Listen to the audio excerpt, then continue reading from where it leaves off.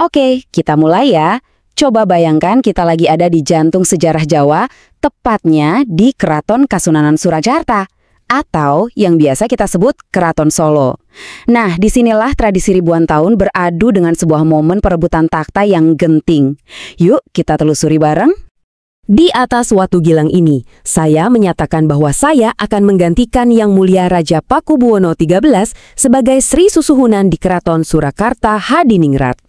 Kata-kata ini diucapkan dengan penuh wibawa, menggema di dalam tembok keraton. Ini bukan sekedar ucapan, ini adalah penanda sebuah era baru. Tapi ini kan bukan sekedar pergantian raja biasa ya. Setiap kata, setiap gerakan, sampai setiap benda yang ada di sana itu punya makna yang dalam banget. Jadi, apa sih sebenarnya yang terjadi di balik proklamasi yang penuh simbol ini? Nah, kita akan bedah semuanya di sini. Untuk ngerti semua ini, kita harus mulai dari elemen paling dasarnya dulu, titah sang raja itu sendiri. Dan tentu saja, tempat di mana titah itu diucapkan. Oke, kita mulai dengan istilah kunci ini, sabda dalem. Ini bukan pengumuman biasa loh ya, ini itu sebuah sumpah suci. Sekali diucapkan oleh seorang raja, titah ini jadi hukum yang nggak bisa diganggu-gugat. Kekuatannya mengikat secara spiritual dan adat. Dan lokasinya juga nggak kalah penting. Namanya Watu Gilang. Ini bukan sembarang batu. Dari zaman dulu, ini tuh panggung sakral buat mengesahkan kekuasaan. Jadi, kalau seorang raja berdiri dan bersabda di sini, itu kayak bilang ke seluruh alam dan rakyatnya, sayalah penguasa yang sah. Nah, sekarang, siapa sih sosok utama di pusat ritual ini? Yuk, kita kenalan sama sang raja yang baru.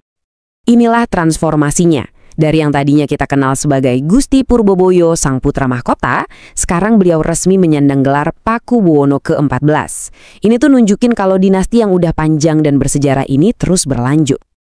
Selanjutnya, kita masuk ke bagian serunya nih. Gimana sih tradisi kuno yang megah ini dipakai buat menegaskan kekuasaan? Jadi, ceritanya di tanggal 15 November 2025, semua perhatian itu tertuju ke Keraton Solo. Rangkaian acaranya udah diatur presisi banget. Mulai jam 11 pagi ada prosesi agung, terus puncaknya pas tengah hari dengan ritual inti, dan diakhiri dengan perayaan bersama rakyat lewat kirap. Prosesinya sendiri, wah itu detail banget. Setiap langkahnya punya arti buat menunjukkan keabsahan. Mulai dari busana ungunya, pengawalan prajurit, sampai kehadiran pusaka-pusaka keraton yang sakral.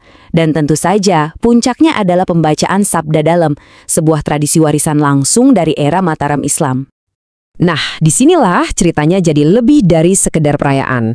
Ada satu konteks penting banget yang mengubah upacara ini dari sekedar formalitas jadi semacam pertaruhan politik yang risikonya tinggi. Kenapa sih harus ada penegasan kekuasaan yang sekuat dan seterang-terangan ini? Jawabannya, karena di balik semua kemegahan itu ada konflik yang lagi panas-panasnya. Dan inilah intinya, ternyata terjadi sengketa suksesi. Dua putra dari almarhum Pakubuwono XIII sama-sama merasa berhak atas tahta. Ini kan bikin perpecahan dan ketidakpastian yang bisa merusak wibawa keraton itu sendiri. Makanya, dengan melaksanakan upacara keprabon dalem secara penuh di hadapan publik, Gusti Purboyo itu nggak cuma ngikutin tradisi. Ini adalah sebuah manuver politik yang cerdas banget. Dia pakai kekuatan adat sebagai pernyataan tegas buat menyudahi sengketa dan mengamankan posisinya. Terus gimana akhirnya cerita ini? Dan apa artinya buat masa depan Keraton Solo? 14. Angka ini simple, tapi maknanya dalam banget. Ini nunjukin adanya kesinambungan.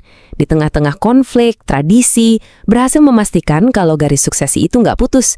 Dan sekarang sudah sampai ke raja yang ke-14. Jadi hasil akhirnya jelas banget. Upacara ini sukses besar. Sengketa bisa dibilang selesai, dan tahta pun sudah ada yang mengisi.